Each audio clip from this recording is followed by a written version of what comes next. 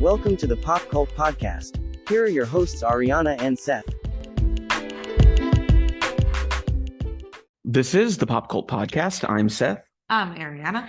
And today is a double feature of movies I didn't want to watch, is what we'll call it. Later in the show, we'll be talking about Dungeons & Dragons: Honor Among Thieves. But first, we'll be talking about Puss in Boots: The Last Wish. You're probably wondering, why are they watching and reviewing a Puss in Boots movie? And I'll say that this one, I had heard some pretty positive things about it, mainly in the context of its animation style, which we'll talk about when we get into the review. The premise of the film, if you care, is Puss in Boots discovers that his passion for adventure has taken its toll when he learns he has burnt through 8 of his 9 lives. Puss sets out on an epic journey to find the mythical last wish and restore his 9 lives. So very pat kind of kids movie plot. Ariana, what did you think of Puss in Boots: The Last Wish? I think it was all right.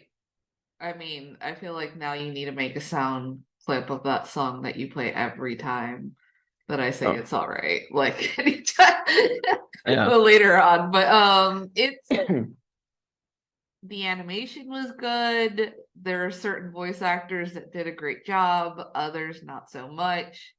But if we're going to, I think it's going to have the same problem that I felt like with Dungeons & Dragons, where... I would say Dungeons & Dragons is worse. Yes, where there aren't as many storylines where everything is done to keep very simple. And I think it's a reflection of sorts of, not only because we're trying to push this to different markets outside of the US, I think because culturally now people are on their devices while they're watching movies and they don't know what the fuck's going on. It's just noise and sound. Yes. I would say the art style of this movie is the highest mark that it receives. It is a really interesting visual art style, clearly influenced by Into the Spider-Verse. Yeah. Where there's like a lot of texture to it. It looks very painterly. And there's different art styles used on different characters. Yeah. Which I think is a very interesting way to do your movie. It makes it very visually appealing and interesting to look at, because while they use the same character design for Puss in Boots in the previous Shrek movies, the style in which he's painted is different. It has that kind of, like, the fur has kind of a texture to it. It looks like paintbrush strokes. Yeah. And so I think that's like an art book for this movie, probably a great art book to flip through, right? Gonna have lots of interesting things to look at. In regards to the voice acting, I think Antonio Banderas is working harder than any other actor in this movie in his role as Puss in Boots. Yeah. And it's clearly a role he enjoys doing. Yes, you could tell, there's a gravity to his voice. It's not his actual speaking voice. He's an over-the-top character. Yeah, he's doing deepening, he's doing graveling kind of stuff. He is really going all the way. Like a comedic Zorro, essentially, where he's everything is, hyperbole and bragging about himself. Yeah. And selling himself as larger than life. And I really enjoyed that. It's a shame that it's a Desperado reunion. Yeah. Because he is teamed up with Salma Hayek in the role of Kitty Softpaws, who is meant to be a foil to him, love interest.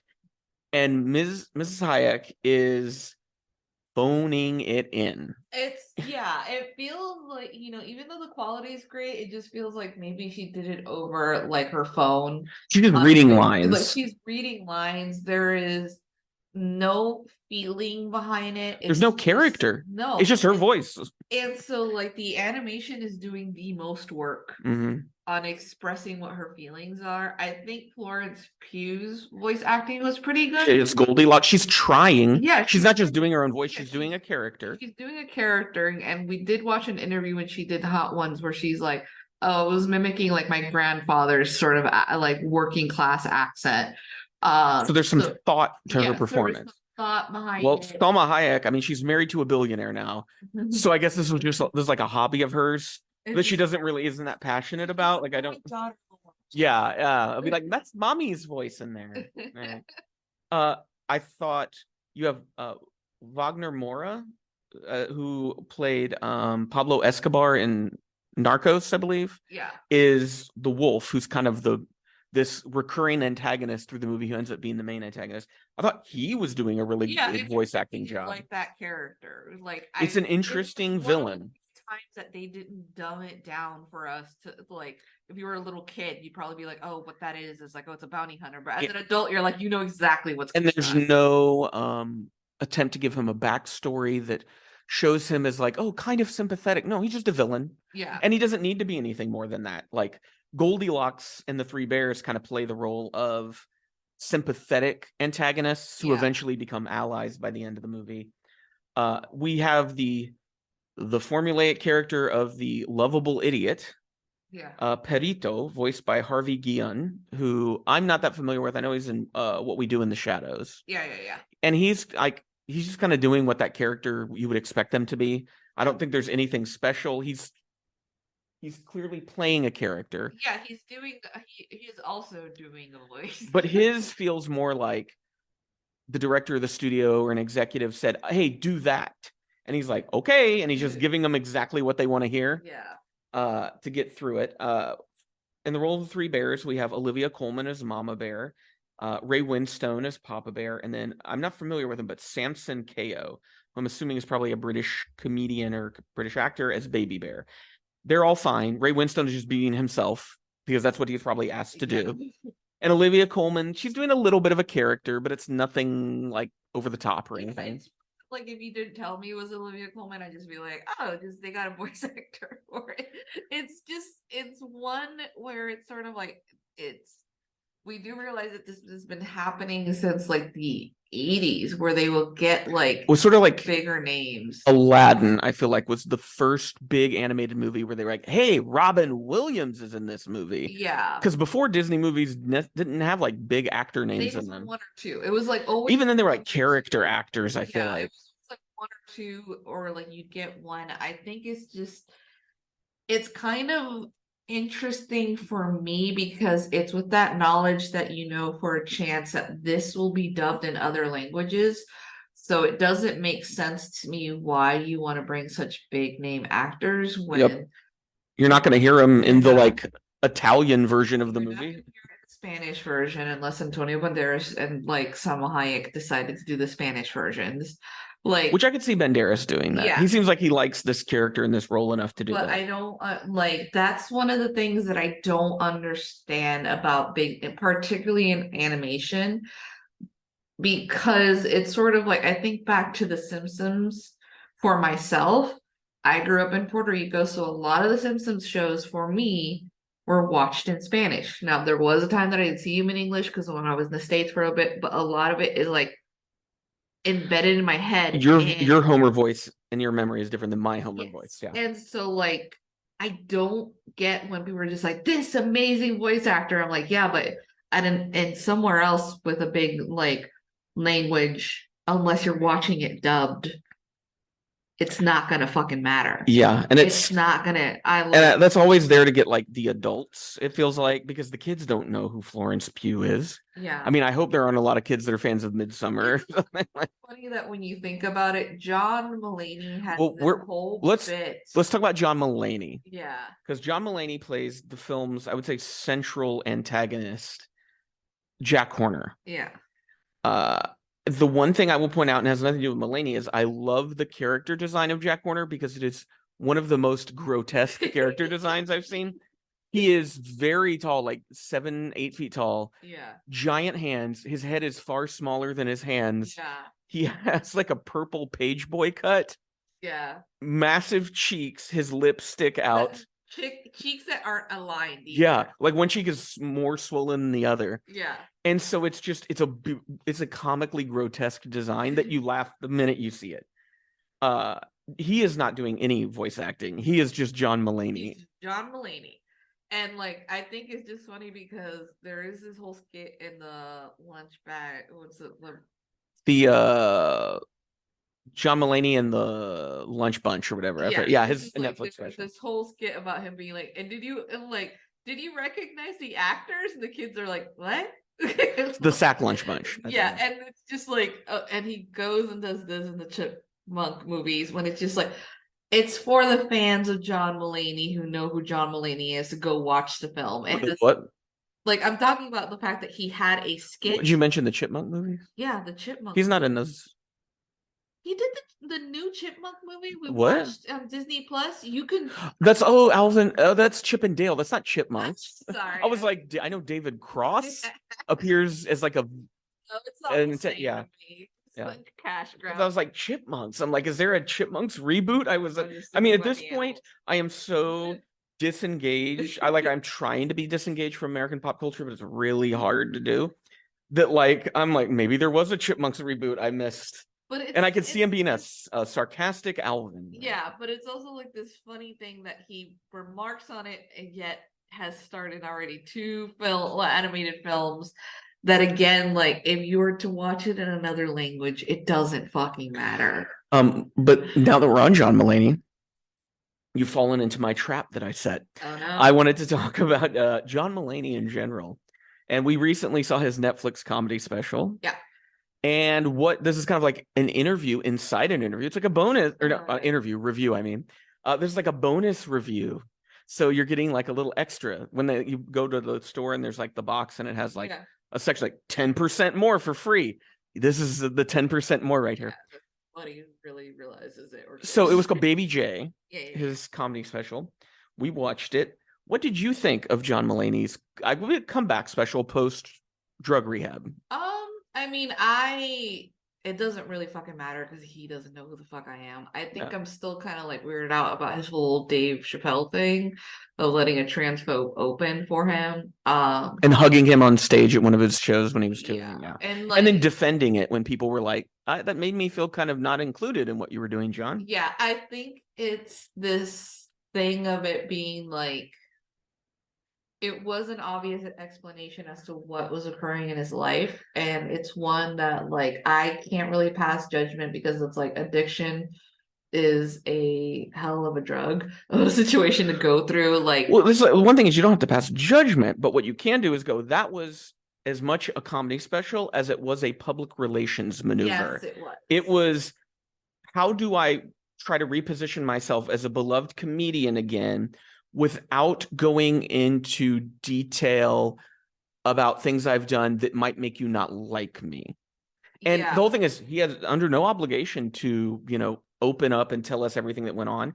Like, he doesn't mention his divorce once, and maybe he did it because, he didn't want to and talk about people who were involved that couldn't be there to speak up for themselves, and that's totally reasonable. But I do feel that the way his addiction and behaviors, he spoke about them, were not in the most honest of ways that you could talk about them. There were moments that felt very honest. Okay. But I get the sense this was comedy material that got handed over to a public relations person who helped him redraft and revise and edit based on the goals he wanted once the special dropped. So in that way, it's not a very authentic comedy special because it's a comedy special that's dueling with itself because it's also that public relations maneuver. Yeah, it's one that like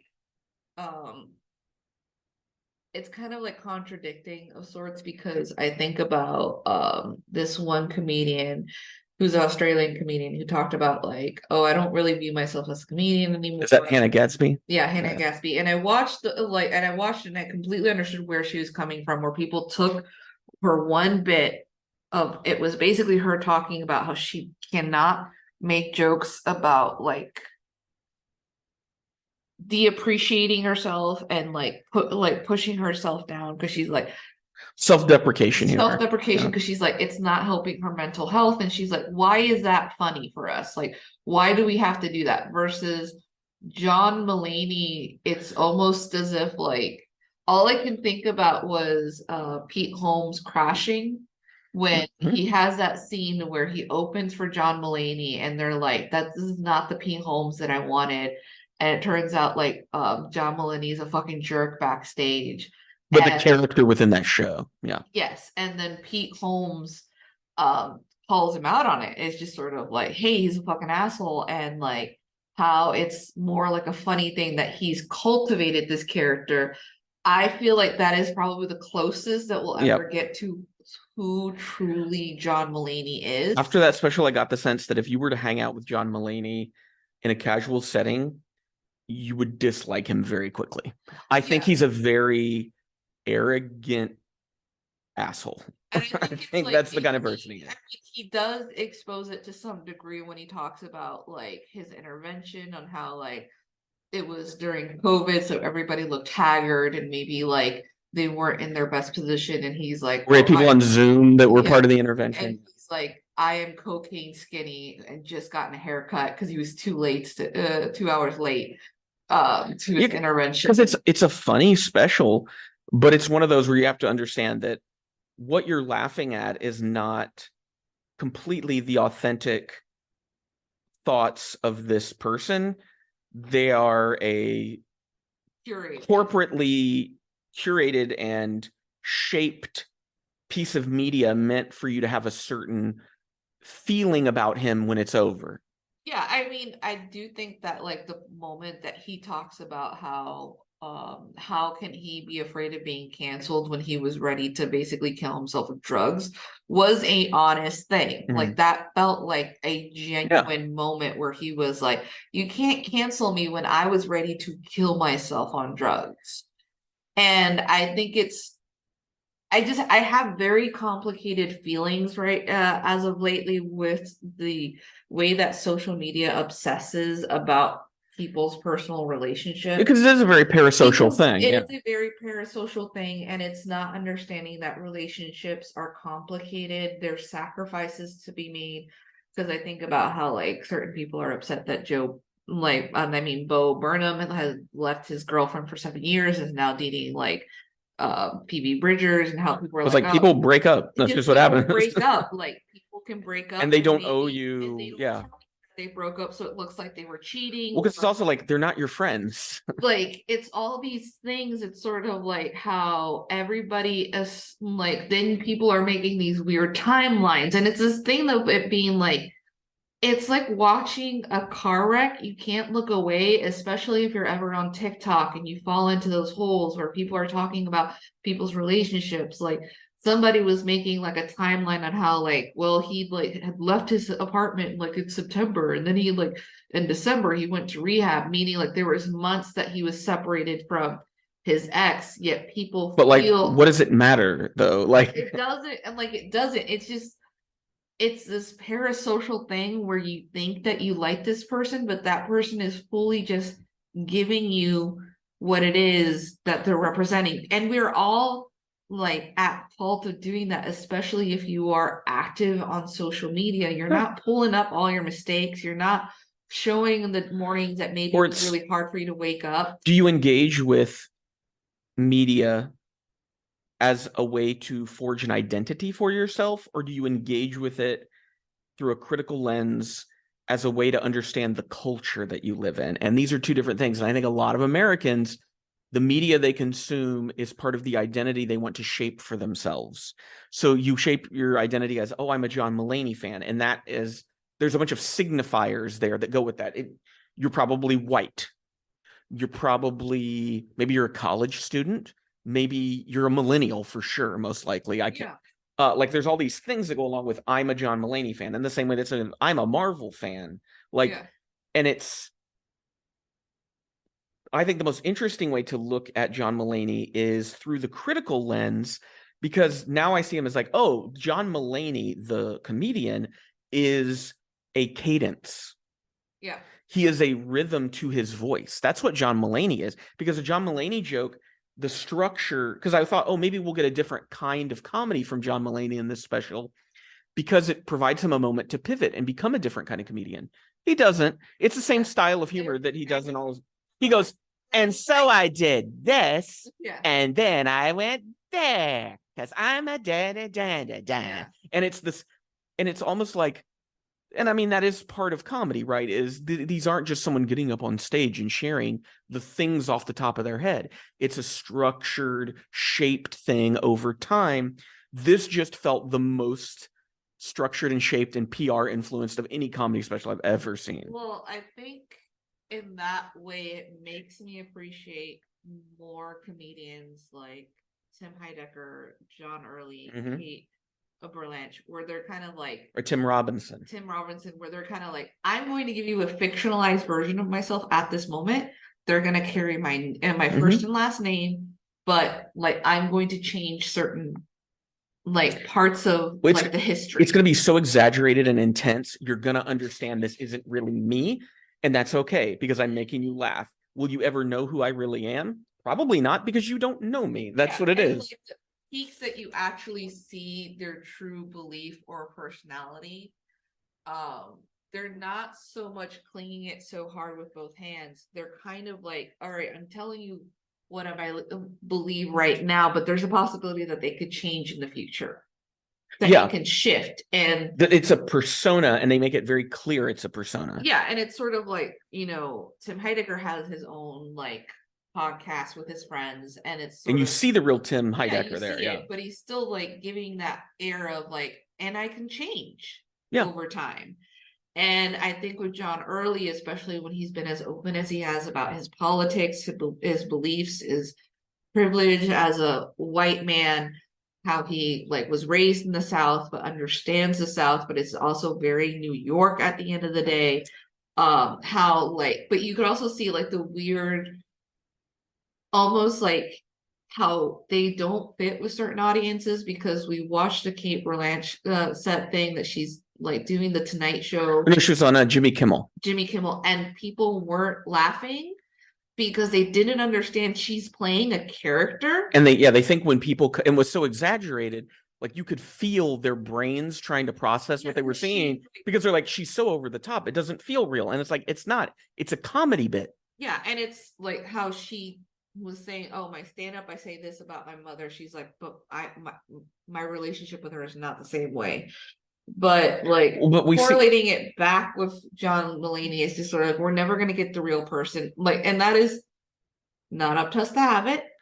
But I think what this whole conversation is really about is a dearth of media literacy in Americans, because we somehow don't understand the divide between performance and performer as a human being. You see it in literature, where you'll have people chastise an author for like including, you know, maybe sexual assault in their work or drug abuse, but it's just the fact that it's in there and not the context in which it's being used. And that's a really weird thing to me, because it's like, no, something can be in a piece of media and not be true. Yeah. Right? But we know it's not true. We're in fiction. And I think that's one of the problems in American media is people are taking fiction as truths. Yeah.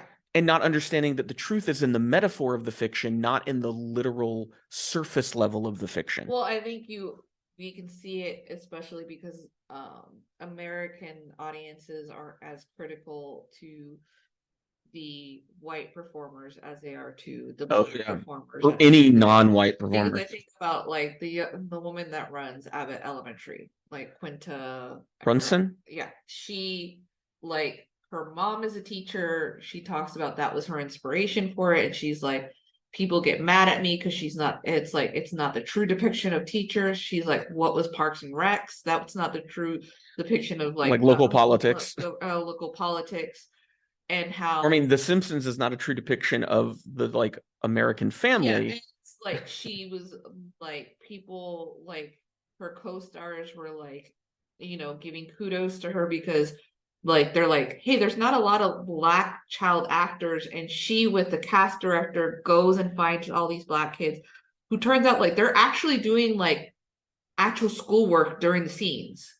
And so like they will hand it off and like actually ask the actors for questions, and they're like, we actually have to learn a little bit, because it's like the kids are doing stuff, but it's just like how harsh people are on her, because they're just like, well, it's not perfect, but you know, John Mulaney gets a pass, even though his special reads is so inauthentic. Yes. Where you're like, but this is not an expression of this person. This is marketing to repair a damaged reputation. And so we don't give that pass to certain people who are just as talented or even more as talented and more hardworking because they're white and they made a couple of millennials and Gen Zers like chuckle to themselves. So now, see, that was the John Mulaney review inside the Puss in Boots review. So now we're going to move back into the Puss in Boots review. Yeah. So what did you think of John Mulaney as Jack Horner? He wasn't really that impressive. He's funny. The animation did all the heavy lifting. Yeah, he said a few funny, quippy things, but I can't say that it was him or if it was improv. You could put any other actor in there, and the laughs would not have come from that actor's line delivery. It would have come from the work of the animators on that character. It felt like they were trying to make him a new like the new Robin Williams kind of thing. Yeah. But it was like, but it wasn't all there. Like I said, I enjoyed the character because it was just so exaggerated. It was a spectacle to see. Yeah, it was a spectacle, and it's just sort of like, but I can't be like, yeah, John Mulaney really made that work for me. In terms of like the Shrekiverse, what is your personal connection to the Shrekiverse and all the movies that have come out of it? I really was never really into Shrek when it came out. I think I was also like in the preteen teen stage when the first time I was a freshman in college, I think, when it came out. So it was, so I might have been when I remember watching them, and we talked about this, like how when I watched them, all I could think of, ooh, this is gonna age really badly. And also, I was in Puerto Rico during that time, and I remember there was a lot of like Starbucks references, and it was weird because like Starbucks didn't pop up in Puerto Rico until like I was like 17 or 18. And so I didn't get the whole thing of like, oh, there's Starbucks across every street kind of thing. It was just, it's jokes that like, it's very much jokes of the era the movie came out in, and those kinds of comedies don't age well, like you said. It's just like this weird thing. If you watch it now, it just might be funny because it just feels absurd. Well, the humor, because I didn't really like it. Yeah, I remember seeing it in the theater, and that was one of those early film experiences where I thought, oh, I think maybe the way my tastes are not as aligned with the mainstream as I have thought growing up, because I don't find this as funny as the people around me are finding it. well, I know like Shrek is now just a huge meme. I know is like in my head, I just remember thinking Eddie Murphy as Donkey He's funny. Is like the best thing out of the whole thing. And maybe like when you think about like the lines delivered of the king/prince, like those are great because there's some meta humor about fairy tales that is like kind of clever. Like, I'm not gonna dig down and be like, oh, it's the worst thing ever. I do appreciate that with the like Puss in Boots. Currently, they're kind of like expanding it and showing like different variety of it without it being like. It's still very much the Shrek formula because it's, hey, what's a fairy tale character? So in this case, it's Goldilocks and Three Bears and Jack Horner. How can we like remix them in a way that, challenges audience expectations? And you're like, oh, so like Goldilocks is a bounty hunter and the bears are like her partners / family. Okay. And then it kind of plays out exactly how you would imagine it would play out. Yeah, and there's no surprises at all. Yeah, nothing about like that universe that really attracts me to it. It feels very boring. It's a boring universe. It feels again more like a theme park. Yes, I was thinking the same thing. Because it feels like Universal Studios. Yeah, it's somewhere where I would rather be than watch. Yeah, I think you're exactly right. Yeah. I think it's a movie that if this was a 10 to 15 minute dark ride at Universal, I'd be like, oh, that was really fun. But it's not that long. It's an hour and 40 minutes. So, Seth's sweet spot. This movie knew how long it was allowed to be, and it stuck with that. It did not try to stretch it out, as opposed to the movie we're going to talk about later, which overstays its welcome by probably an hour. Yeah. But yeah, it's like most of these movies, they're inoffensive by corporate demand, right? They're not, but they're also not pushing the boundaries on storytelling in any way. It's just a cookie cutter plot that somebody probably read out of some screenwriting book and they just plugged in the characters and then the plot is just this machine that kind of plays itself out. I don't think anyone's going to be surprised or thrilled watching this movie. You'll chuckle. I mean, there's chuckle-worthy moments. Things I think it's just it to me it just seems a little messy because yes, there's this whole thing about like Goldilocks. I mean, everybody's like aiming to get the wish and it can only do one wish. And Goldilocks apparently wants to have a proper family, but there's never an explanation as to why she wants a proper family. Yes. So we just get kind of confused. We're just supposed to feel like a little bit betrayed. There's this whole thing about Perito wanting to be a therapy dog, which there is a signal that he does do it, but it's like you just touched on a problem. Yeah. Go back and look at something like Willy Wonka and the Chocolate Factory, which is a movie I would say is on the same level as slightly better than this movie. The one thing that older children's movies do not feel the need to do, and they still work, is for every character to have some sort of sympathetic side goal for and like a character arc. Yeah. And like that's the problem with this movie is the character arc is Puss in Boots has one life left. He wants to wish to get more lives. The question we have is, but why does he want to live more? Because he's constantly risking his life. There's your arc for the movie. I don't need anything else. But then we introduce, like I said, Perito, I want to be a therapy dog. Goldilocks, I want a family. Kitty Softpaws, I don't know what the fuck she wanted. She wants someone to trust. Yeah. And so it's every character has to have this arc in a children's movie where the kids don't give a shit. Yeah. Like they just want to laugh and have a good time. But it's these people who read like Save the Cat and we're like, every character needs to have a goal that they're pursuing. No, they don't. This is a piece of fluff entertainment. This is not an important movie. This is something that is consumed and forgotten about the minute you walk out of the theater. But and that's what I think drives me nuts about these movies is just be dumb and fun.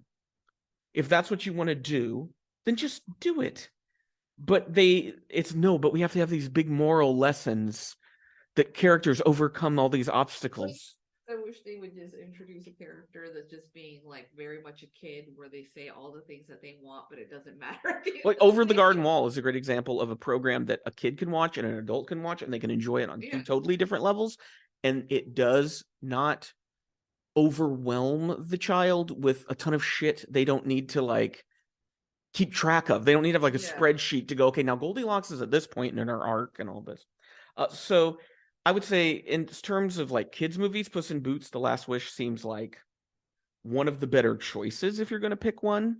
From what I've seen. I mean, I've never seen a Trolls movie, but I want to go on record saying I don't think they're probably very good. That's what out there will join your like Patreon and make you do a Trolls movie. I mean, I would watch it, but they better brace themselves. I'm not going to hold back on it.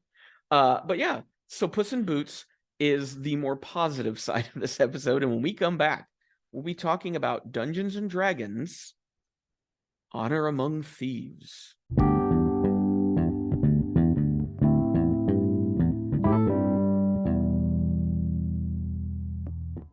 For over 50 years now, Dungeons and Dragons has kind of been what people think of when they think of tabletop roleplay games.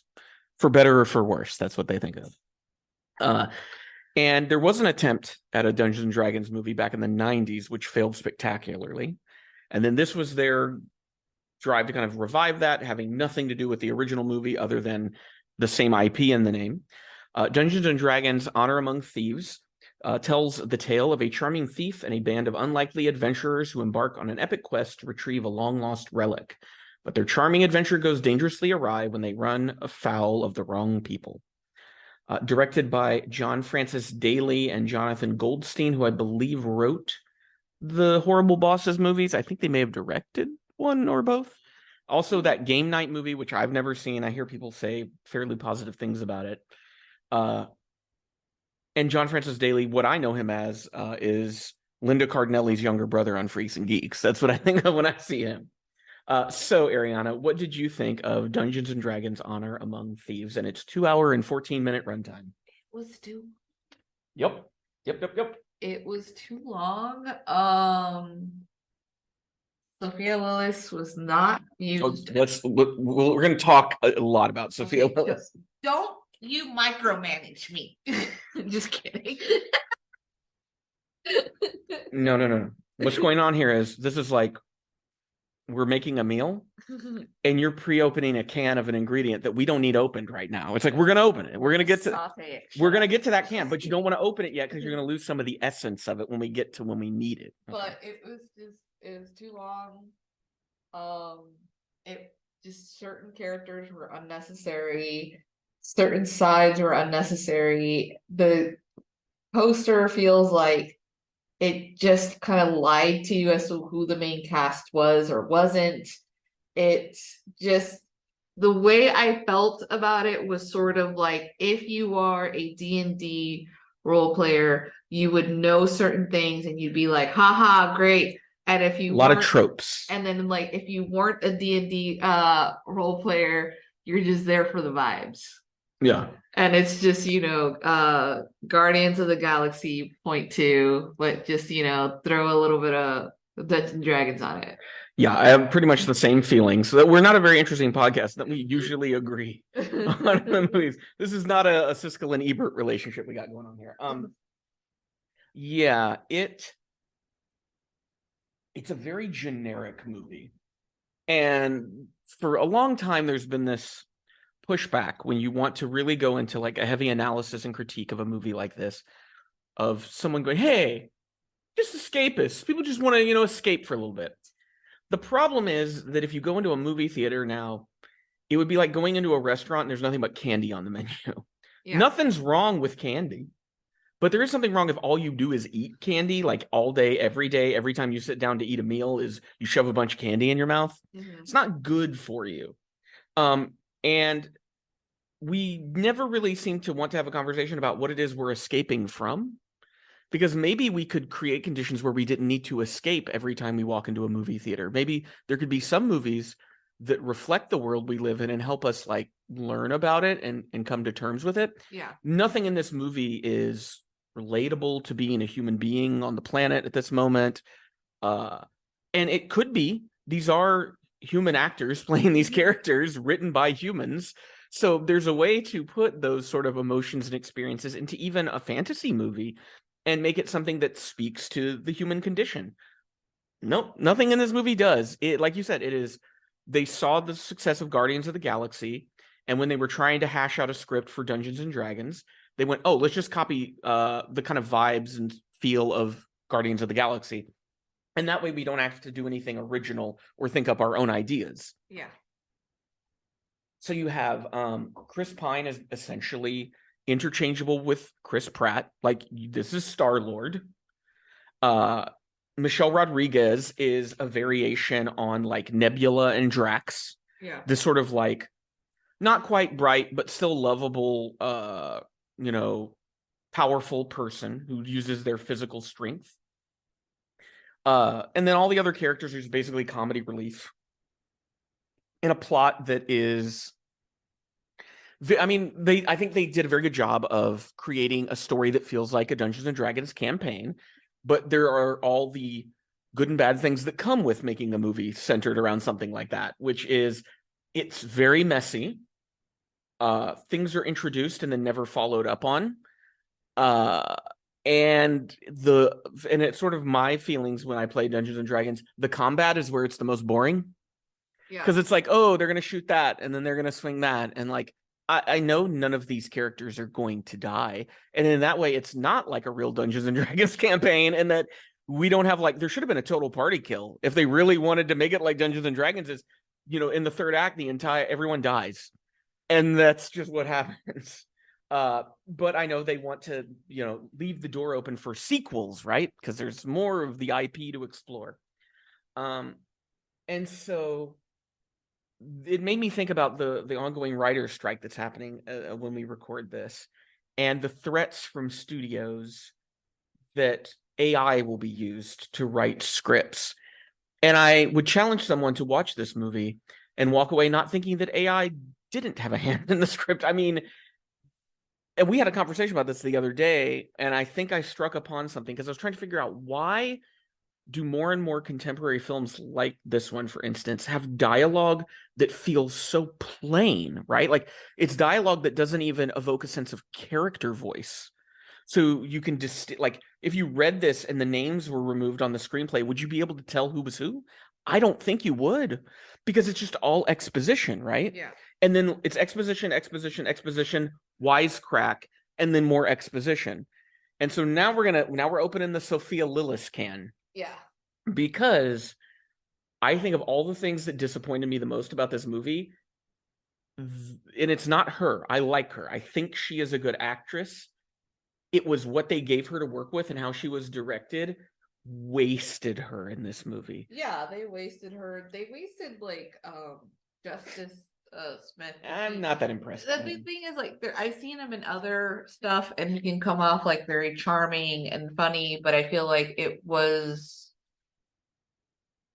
just so it's like this weird thing where it's too much but also doesn't feel like enough. Well, it's okay. We talked about the runtime. The movie's 2 hours and 14 minutes. Oh, God. Within that 2 hours and 14 minutes, so much happens, so many characters are introduced, and none of it amounts to anything, because the finale of the movie was something that could have happened from what we were given in the first act of the movie. There was nothing that really happens during the movie that makes the finale, like, raises the stakes of it. It's just kind of like, oh, we always knew there was going to be a fight. Like, you knew who betrayed who as soon as they show you the flashback of exposition that sets everything up. But we're talking about, like, Sophia Lillis is the way she delivers her lines and is directed to deliver her lines, I'm assuming, and the type of dialogue she's given, she reacts to nothing. Yeah. She just says a line of exposition and is like stone-faced, but the way the camera lingers on her, or maybe then cuts to a reaction shot from Justice Smith, you can tell where the laugh line is meant to be in there. It's almost like a sitcom where they pause for the laugh. Yeah. But it's not funny.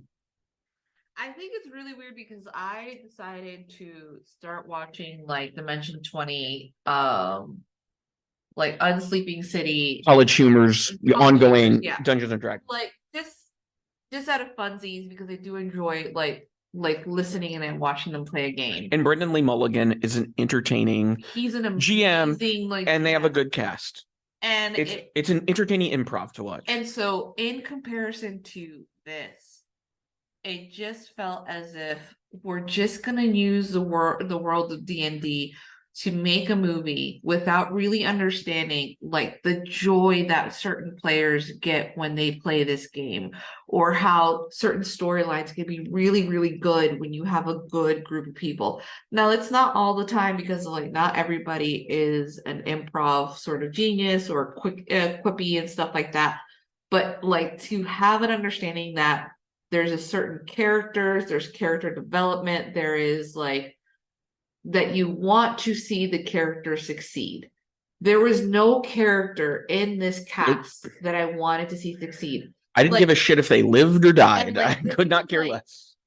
Chris Pine in interviews, really funny, really weird guy, but you're like, oh, he's gonna play the bard, which for some fucking reason they didn't give him any powers. Well, because yeah, I feel like in Dungeons and Dragons, and I'm no expert, but in the things that I've read, a bard is a magic user.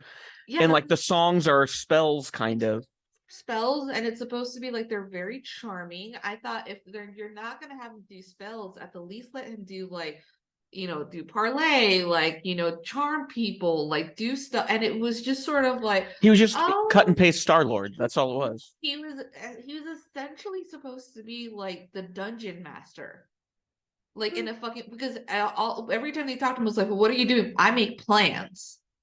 He's a substitute for the game master in a fucking terrible way. I wouldn't even say that. I would say it's more, he's a character that doesn't fit the class that he was cast as. Yeah. He's a character that's just a generic character from all of these generic escapist movies. The same thing with like Sophia Lillis. She's a druid. Okay. What does that mean? She's playing a druid. Oh, well, it means there's a bunch of CG where she turns into different creatures from D&D. That's it. There's nothing about her personality. Yeah, they don't show like connecting to nature. They're not showing her like maybe that she's upset when they go into the city and her being like, I don't understand how all these humans can live like on all these concrete, like on all this stone. There's just her just being like, I'm a tiefling. I don't trust humans. And even the tiefling aspect. If you look at tieflings in like D&D lore, which this is an official movie, they look much more devilish. Yeah. All they did was give her horns and a tail. That was it. CG horns and a tail. Yeah. And so like her being a tiefling never came into play in the story. She could have been a wood elf. She could have been half orc. Like none of it would have mattered. And I think it's very sad with Hugh Grant because I think about like what was Paddington 2. Paddington 2, he was so good at it. It was so good. And he was a villain. When they're casting him that way, but in movies that are worse written and directed than yeah, and then it's just like, oh, he's a con man. What do you expect? You're gonna get conned by him. Which was essentially his character in Paddington 2, but like written worse. Yeah, without any like moment where you see him alone being contemplative of what he's doing, or like again, it's that thing of like, I don't need him to have an arc. I need him to have a personality beyond dude who takes someone's like daughter and tries to raise it himself, like because he thinks that's a weird way to play God. And it's like also like Michelle Rodriguez was Olga. But Michelle Rodriguez, she's not an actor, okay? Like once upon a time, Michelle Rodriguez might have been an actor. Like we were talking the other day, just I don't know what's up with her anymore. She's just like appearing in movies and she does things and a stunt double does the more dangerous things and then she gets a paycheck. And I'm like, hey, good for you, Michelle. You figured out a way to make money on this system and put in as little effort as possible. I hope you're having fun while you do it. But like the character is so she's as bland as Chris Pine's character. She's as bland and boring as all the characters. And the only way they try to make her interesting is to go, oh, well, she has a thing for halflings. And so then we get this dumb comedy bit where like Bradley Cooper shows up as a halfling she's had a relationship with. And it's like, oh, isn't it funny how we're juxtaposing contemporary ideas of humor in this Dungeons and Dragons world? Yeah. No, not really. I mean, that's been done in many other things for like a decade now of, oh, isn't it funny that these people talk like they're from our modern world, but they're in this world of all these like fantastic conceits and tropes? No, it's not funny. It was funny as a novelty the first time it was happening in media.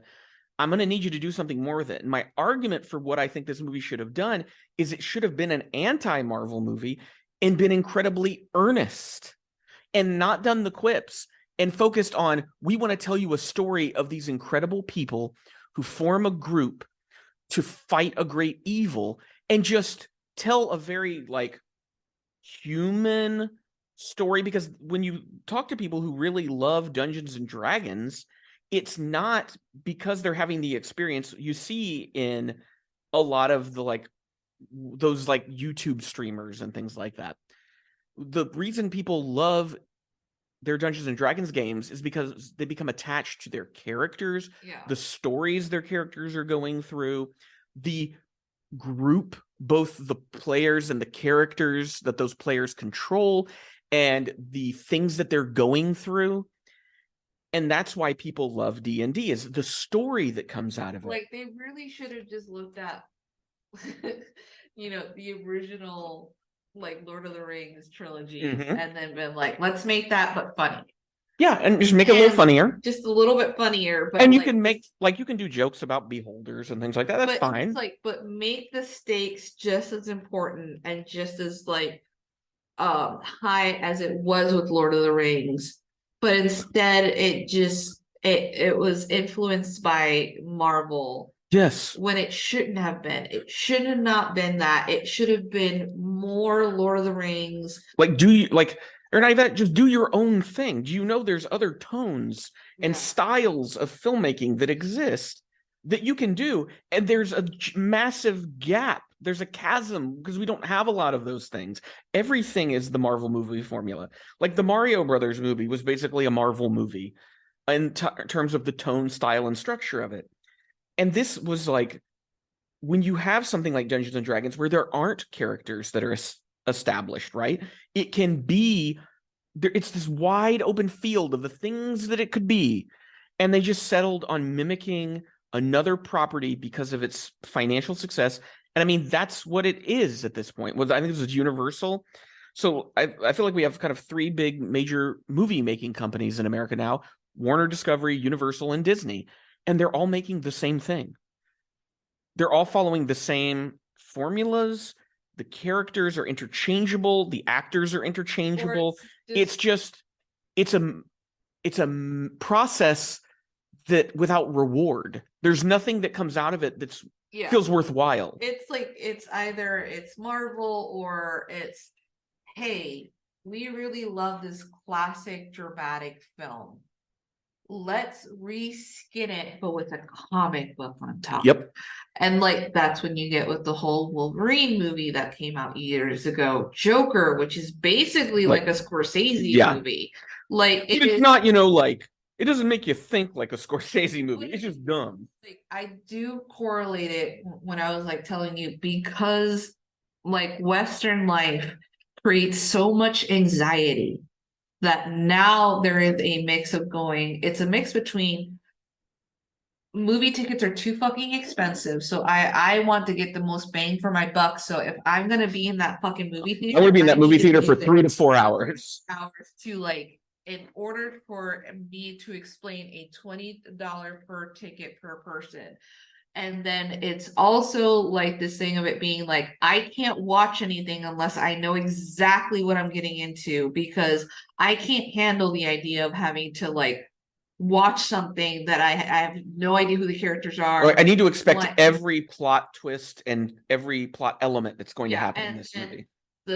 The simple vocabulary, which is also again and like push to international like thing of like making sure that China and like other places are able to screen it. I think again it's also, can I watch this movie while I'm flipping through TikTok or checking my tweets? Can I watch this movie while I'm not paying attention to this movie? And sort of like, and they are very easy movies to not pay attention to you. I mean, this one I really had to tell myself not to pick up my iPad at certain points because it was so goddamn boring. There has to be a point that once we start watching these films, we have to keep a tally on each other for who's just checking on their phone or iPad, to be like, just to add it to the review of how many times, because like you would be like, oh, stop reading whatever you're on your phone. And I'm like, I'm almost done reading this fucking document that a friend sent me. Fuck you. Kind of attitude. And then you were checking the fucking news about to tell me what was going on. And I'm like, I thought you were supposed to be watching this film. And you were just like, I already know what the fuck's gonna happen. And it's just like this, it's just going through the motions. It's this weird thing. It's like you have all these different like ways to do this film that you could have pulled different kind of inspirations. I mean, like Lord of the Rings, Princess Bride, like all these, or not even that. The Dungeons and Dragons game is full of worlds and stories and things that you could do. People, like I said, like Dimension 20 people who actually like, people are attached to these, like people have gone attached from like the characters that other people have built and like have made amazing designs and all these ideas. It felt as if they were just like, nah, we'll just make it like Marvel, but with Dungeon D skinning on it. And it's kind of sad, because I think like it was a few weeks ago, we had hung out with an acquaintance of ours who had brought like multiple friends, and someone was like, oh, I watched a Dungeons and Dragons movie, and the person was like telling you that they liked the film because they felt like, oh, you could really hear the player behind each character, blah blah blah. No, like they're not wrong. They're not entirely wrong, but I do feel like there was so much lacking, because there is no fucking way, unless you're a goddamn newbie role player, would you play a character like Sophia Lilith's character? Yeah, because everybody I know that's ever played druids, or I've experienced playing a druidic type character, man, there's all kinds of personality in that character. Yeah, and it's and in this movie, she is like, that made me so mad, because I thought, hey, no matter what, Sophia Lilith, she's this young up and coming actress that I think has done some interesting things, and I'm interested to see how she plays this character. And it was just like, might as well have been anybody. Could have been anybody in that role. Show where she was like the main character, and like she did great acting. It was like she was with other teenage actors. Like at the end, she's supposed to like develop all these powers and like how she's afraid of herself because of it. When she was in that Like, Gillian Flynn Sharp Objects, was it? Yeah. so she like gives amazing reactions, and then this one she is stoic. I mean, I think they cast her because they were like, oh, we want someone young that will appeal to the X demographic. And also she fit within their budget because if not, Yeah. it would have. Chris Pine and Michelle Rodriguez Yeah. topped out the budget. Like, We can't get that many more famous people. Age, you're just probably gonna be like, well, Florence Pugh is gonna be too fucking expensive, Yep. and I don't know what the fuck is like whatever the other young actresses are doing. Like, you're not gonna fucking get like anyone from Stranger Things. It just it was a waste. It felt inauthentic in its desperate appeal to an audience. It needs to hand over their money in droves. They're like, don't you like this? Don't you think this is funny? Give us your money. Don't you want to go out and buy the merchandise associated with these characters? Yeah. Don't you want to make this your identity in your life? Hope that we then also last night watched a gaming channel do the Monopoly version of this movie. One of the worst versions of Monopoly I've ever seen. So like it was adding more rules. Well, like you couldn't just buy a property. Then there was a story thing where you basically made the choice of either handing over money or rolling a d20 to see if you got the property. And in every instance, the players were like, well, I have all this money. I'll just buy it. Why would I roll the d20 and risk it? This thing of like, it just showed that I know like in Freaks and Geeks they play Dungeons and Dragons, but it just felt like they hadn't played in a long time or haven't played with really complicated people because like rules lawyers, that is something that all role players like joke about having someone who's like constantly correcting. I wouldn't say a weakness of the film is that they didn't do meta humor. It's one of those where like you can do meta and have people comment on like the game, right? Yeah. But I think that's where I'm like, let's throw that. Let's not do meta. Let's do earnest. But the movie couldn't even do that. No. It was in this Marvel movie limbo, and that's why it was so forgettable and dumb and uninteresting. It gets out like a few chuckles out of you, and then like you get to see certain races, but they don't do this thing where one of those races is part of like the group to begin with, like the ones that are like very interesting looking to begin with. Like you have like the Dragon King, you have like there's like dragons like that were humanoid, Dragonborn. Like then you have like the people that are basically a fucking bird. Oh, they're like Araka or something. Like nobody was like okay, there's an half elf because like myth character, but it's like there wasn't just anything that like. But it was a party of basically humans. They were just a bunch of humans, and with some weird like cosmetic things, and like it never even explored like, oh, what is it like to be a tiefling? What is it like to be a half elf? I don't know. Yeah, you're just another generic member of this crew. I'm also feeling like once again, it was a technically proficient movie. All of the things looked fine. Yeah. But it was devoid of any sense of creativity. Because, like I said, it was just copy pasting plots and structures that are just known in the industry instead of using those structures to then elaborate and tell an interesting story. And I also think, as I was saying before, I feel like these IPs are becoming substitute religions in America because the standard old religions are failing in their popularity, but they do need something else for people to center their identities on. And so now instead of centering your identity on how much you love Jesus, now it's, oh, this is how much I love Marvel, or this is how much I love D&D, or this is how much I love whatever the fuck property, Star Wars, right? It's not like it's pretty, it correlates with what we were talking before about like John Mulaney. Like your likes are supposed to define you. Are you a John Mulaney fan? Are you a Marvel fan? Are you a fan of like Star Wars? Well, which Star Wars do you know? How deep is your knowledge of it? Are you a true geek or are you a fake geek? Well, because there's heretics. Like it's like religion. But instead of going this, and it's the same way with like most of the people I've encountered in my life that have been very outspoken devout Christians, is they can't elaborate to you why they are. So I go, oh, you're a Marvel fan. Why do you like Marvel movies? And the most they're going to give you is, oh, well, they're like fun and escapist and I like the characters. You're like, oh, okay. But if you were to ask me, like, let's say I really got into Michelangelo Antonioni last year. And if you go, oh, why do you like Michelangelo Antonioni movies? I can talk to you about it. Like, oh, I find it interesting that it's a commentary on the aftermath of a fascist society by someone who lived through it and the way they view humanity. And like I could talk for a long time about why I like a thing that elaborates on it rather than just, well, I like it because I like it. And like we were saying before, yeah, I get it. You're watching it to escape, but no one's unpacking why we have such a desperation to escape all the time. Also, this thing of like with Marvel, it's going to attach itself to nostalgia just because now it's been like almost close to 20 years of these movies being imprinted in our fucking media, and now they're shifting from being like, oh no, guys, we're gonna give Marvel we're gonna go like a pause, and now we're gonna go back to Star Wars movies, and people are just like, like. So when they talk about like AI writing these movies, I don't think anybody's really going to notice. And I think the people that were forced to write on these kinds of movies, I mean, they were given probably decent paychecks, not nearly enough based on the profits these movies make. These writers are not having their talents used well. Their talents are wasted at these studios.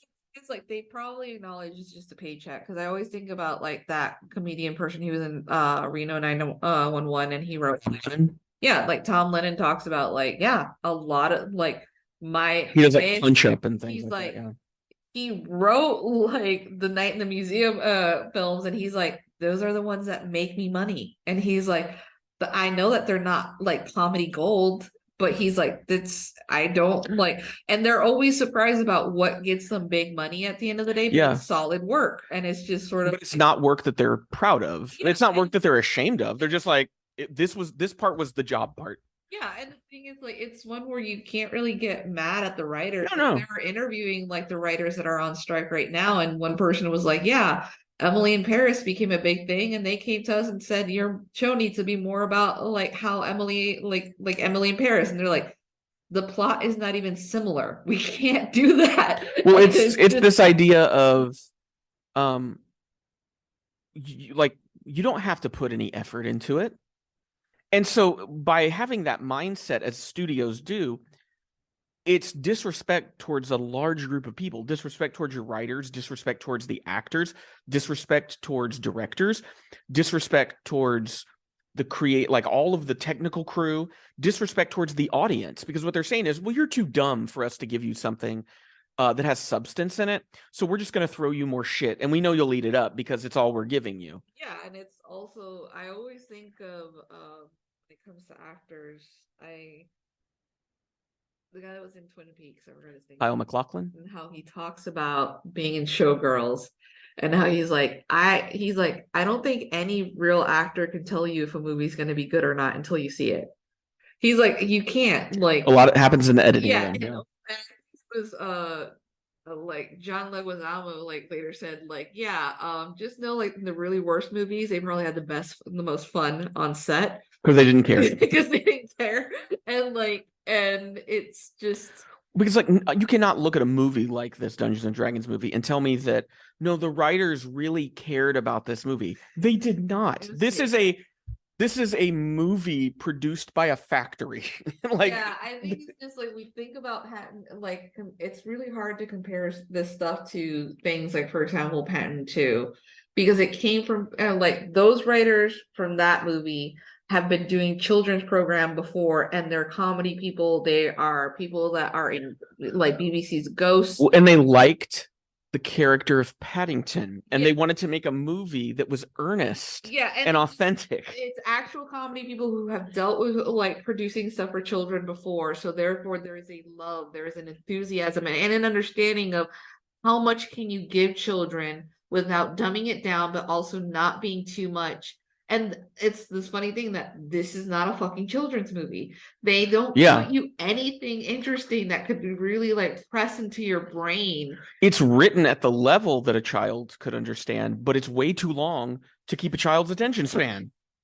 I think about this film, and I think about like Puss in Boots, and it's just sort of like, these are the anti-version of How to Blow Up a Pipeline. Like, Don't think about your world. Don't think about it. Yeah. Just like, here's a bunch of colors. Here's noise, sound. We have images. Things are flashing. Comedy is when people scream and things are falling around them. That's what comedy is. He is a love of eating a potato. Or a fat dragon. That was a weird turn where like all the humor is about how fat this dragon is. Yeah. And I'm like, because it's weird, like, are we being inclusive to fat people or are we being fat phobic? It felt like it was getting pretty fat phobic. If you're gonna, it's also like this weird realm that I know for a fact that people are gonna be like, oh, but it's not fat phobic because it's like that's not an actual person. And it's just like, but it feels, it was lazy. Yes, it was lazy, and it's so it doesn't matter like who you offended or not. It's a lazy joke to just go, huh, fat dragon. Okay. What else? What else you got? Yeah, and it's also like within a world that many different dragons exist, I feel like they would have not been surprised to see a fat dragon. Or like, I think it would have been much more interesting had they not remarked on anything and they're just like, oh, this is just a fucking dragon. Or like, how much better would this movie have been if the people behind it had been, you know what? I want to make a movie that is not trying to be a substitute comedy, which I've noticed the Marvel movies and these types of movies are basically what we get for comedy now. Yeah, I think while we were watching that, I was like, oh, I can't think of anyone. Oh yeah, we were trying to watch Kicking Screaming when we thought, oh, like, and I was looking at Will Ferrell, and I'm like, oh, I can't think about like a contemporary version of him, like someone that's closer to our age. Yes, I could point to Will Ferrell and trace the timeline from him to like a Chevy Chase. Yeah, tall, lanky SNL comedy guy, right? But now you're like, who are the movie comedy actors now? And it's Chris Pratt. That's who it is. Yeah. Those are the comedic actors we get now. Generic looking himbos that are interchangeable with each other and ultimately aren't funny. Yeah, Chris Pratt only, like, he was in Parks and Recs and he did some good things with improv occasionally. It was lazy but improv. It's also like this thing of not understanding, like, the only reason that Chris Pratt was like overweight during that time was he realized he got more laughs when he was chubby. And it's like, and so it wasn't even he was funny, it was just once again fat funny. Like it's not like Jack Black. Jack Black is a genuine person who like loves his body as the way it is, and he just happens to be funny. Like Chris Pratt gained weight to get some chuckles and then went, hey guys, watch this, and like gained a bunch of muscle and maintained it. Now I'm a superhero. Like, and it's just like you think about like Kumar that had to like who talked about his body dysmorphia after being in a Marvel movie, and like how some people would like decide to rag on him, but I'm like, that has to be a genuine thing if you're gonna be like, well, we're just gonna go pick up all the funny dudes and make them fucking like gain muscle. Well, we were looking at IMDb and I was finding, well, what are the upcoming like comedies? It's a movie where all the genre it is a comedy, right? And there was a movie, I think it had De Niro and one of the what was those prank guys on like the Discovery Channel or True TV? I don't know. You know what I'm talking about? I don't know what their name is, but it's just like pranks. And I was like, Impractical Jokers. Yes. Yeah, it was one of them and De Niro, and I'm like, okay. And then the other one was, that's how memorable it is that I can't remember it. But it was the comedian was another like, that person's headlining a movie? I think it's this weird thing that I think now, because of the realm of comedy, it makes me almost appreciate You Spin Me Around, the one with like with Alison Brie. Yeah, it makes that director is really good more because it's sort of like, it's not Marvel movie, it's not like this weird action thing, it's this weird thing that it just seems like if you're gonna be a comedy, at some point a gun needs to be involved. Yeah, nowadays. And it's like it has to be, everything's an action comedy. Yeah, it's sort of like, oh, normal anxious or stuck in this. The genre that I think has had a profound influence for the worse, the Hangover movies, because every year there is some movie. Now it's basically like, okay, what ethnic group have we not given a Hangover movie to? And it's always like, it's 4 Black women on a brides or like a girls night thing, or it's gonna be 4 Asian grandpas who are going on a wild night on the town in Las Vegas. And it's just that same thing over and over and over. Yeah, which is like, I think it's this thing that it just becomes weirder and weirder, especially because there's also like the Netflixification of things where it looks really cheap. Like, well, it's a TV movie. yeah, and it's just sort of like how there's so much stuff that because there's so many films coming out that we're so unaware of it unless we're watching like a specific YouTube or a TikTok that does like movie releases. Like I had no idea there was a book club one with like Jane Fonda and like Lily Tomlin. There's like a whole and franchise like of it or something. Yeah. movie for it. And I'm like, are there people going to And see it's these? just because it kind of and like Diane like Keaton, yeah. Keaton in them, and it's just like, oh, here are like the movies for the grandmas to go watch that are comedies. And well, I think the thing we can sum up with all this is, guess what, folks? America doesn't have a culture. There's no culture there, right? Like a culture is long-standing traditions interwoven into fashion, food, music, all forms of art, right? That's what a culture is. America has none. America's culture is to be a consumer, right? Oh, these were the brands of my father, and now they are the brands of me. Like, that's what it is. So flash forward 1,000 years, and it'll be like, we are of the house Transformers, and you are of the house G.I. Joe. Like, that's the level of culture you're dealing with in America right now. And it's just like, are you a Taki's house or are you you're of the Doritos? I am of Takis. And it's, my thing would just be, why no one is asking, and they've kind of been conditioned not to ask, why is this all that I'm being fed? Why is this like the main feature all the time? And I think there's, and it's not some like vast Illuminati conspiracy, it's the class war, right? It's the people at the top with the money budgeting some of their wealth in order to keep the masses content, stupid, and quiet. And that's the goal, is we don't want to provide them with stimulating art, stimulating media, because if we do that, they're going to start thinking. And if they start thinking, then our grasp on power begins to crumble over the course of the next couple generations. Yeah. And so just make things dumber and dumber and dumber. COVID helped because it killed off a lot of old, frail people, right? And so let's get kids into the workforce as quickly as possible.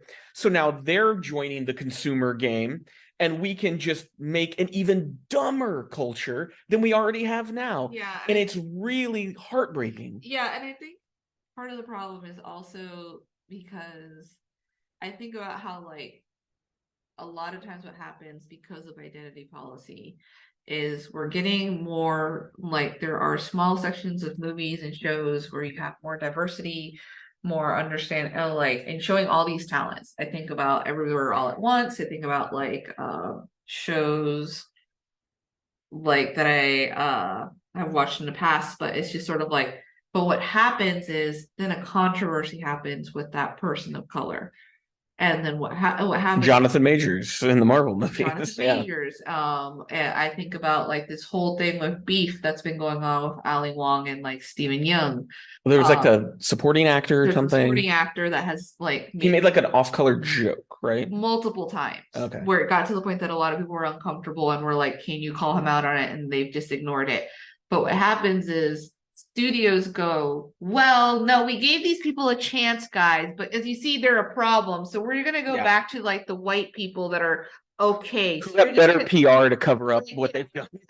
For people, and it's fine. And it's just like, it's like, because anytime I'm always amazed, like everybody's talked about how like problematic Chris Pratt has been. Yeah, he keeps getting work. Where he keeps getting work, and yet. So it doesn't matter. So, but it's just sort of like, but it's okay. We can forgive them. Again, connecting to what I was talking about, the John Mulaney thing is just like, it's mostly white people that get the forgiveness, and then people of color are pushed back. If you're a white performer that makes other white people money, you will always have work. Yeah. It doesn't matter what you You'll do. get into production. You would literally have to like publicly murder someone, and even then they'd be like, can we spin this in some Alec Baldwin. Yeah, Alec Baldwin murdered someone, and he got cast in a movie about Kent State, folks. Yep. That's irony for you. So I don't think it's a big surprise for us to say, and I'm going to speak for you. May I do that? No. Okay. Well, I'm going to say I don't recommend Dungeons and Dragons Honor Among Thieves, even if you enjoy Dungeons and Dragons. I don't think it's a good use of your time. No, if you want background noise, go for it. But it's just it's not even like good eye candy. Like it's just boring. Yeah, it's and like people might go, oh, well, I think some of the actors, because there's an actor who plays like a paladin, and I can see people like, oh, I like looking at him. Yeah, the internet exists. Put his name in. Look at pictures of him. Just find video clips. Watch Bridgerton. He's got a few sex scenes. Yeah. You're good. But like this movie is kind of everything I hate about mainstream cinema right now. And one of the reasons why I'm like, yeah, if giant movie theaters go away, it's not going to be any, skin off my back. I don't care. They're not making things that are interesting. Most of the interesting stuff you have to seek out at this point. Yeah.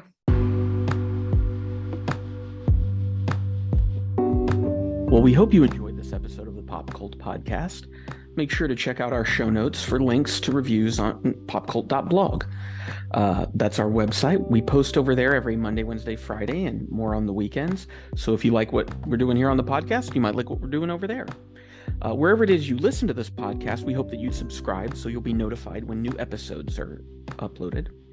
Right now on our blog, we're finishing up a series called The American Theater on Film, and some of the films we have coming up in the next week are The Glass Menagerie, Glengarry Glen Ross, and then the Angels in America miniseries from HBO. In June, we're going to be doing a month-long queer cinema series where I'm going and watching movies that have been on those need-to-watch lists for a long time that I just haven't gotten to. Things like films by John Waters that I know I'm going to enjoy, and I just need to sit down and watch them finally. Once again, if you like what we do here on the podcast, you like what we're doing over on the blog, consider supporting us over on Patreon. We have some reward levels that give you different opportunities and options over there. We do some side podcasts. We'll be kicking off very soon a series called Double Down that is specifically about 6 movies that Siskel and Ebert gave 2 thumbs down to that are not rated incredibly low on places like IMDb or Letterboxd. And so watching these movies to figure out, do we agree with their verdict, or do we think there's something redeemable in those movies? We want to thank our patrons currently. That would be Morphine, who donates at the sneak preview level, and Becca and Matt, who both donate at the writer's room level. Well, until next time, keep listening.